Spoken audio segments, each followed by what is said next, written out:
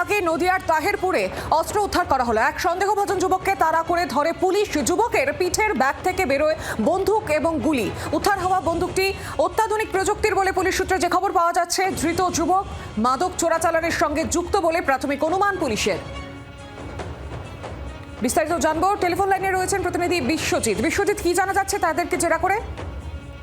এখন সেটা হচ্ছে গতকালকে রাত্রিবেলা নদিয়ার তাহেরপুর থানার পুলিশ বীরনগর লালনপাড়া এলাকাতে তারা যখন নাকা চেকিং করছিলেন, ঠিক সেই সময় এক যুবকের পিঠের ব্যাগ দেখে তাদের সন্দেহ হয় এবং সন্দেহ করবার পরেই তাকে জেরা করে এবং জেরা করবার পরেই তার ব্যাগের থেকে একটি অত্যাধুনিক আগ্নেয়াস্ত্র, একটি গুলি এবং একটি ধারালো চাকু উদ্ধার করে এবং তারপরেই রাতেই তাকে তাহেরপুর থানায় নিয়ে যাওয়া হয়। থানায় নিয়ে যাওয়ার পরে তাকে তল্লাশি করে আরো যেটা জানা যায় তিনি এবং মাদক পাচারকারীর সাথে যুক্ত।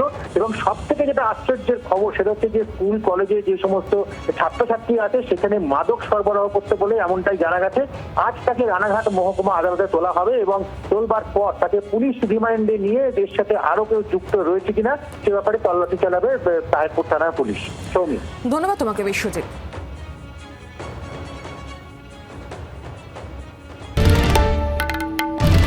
বাংলার আওয়াজ, বাঙালির আবেগ, জি 24 ঘন্টা।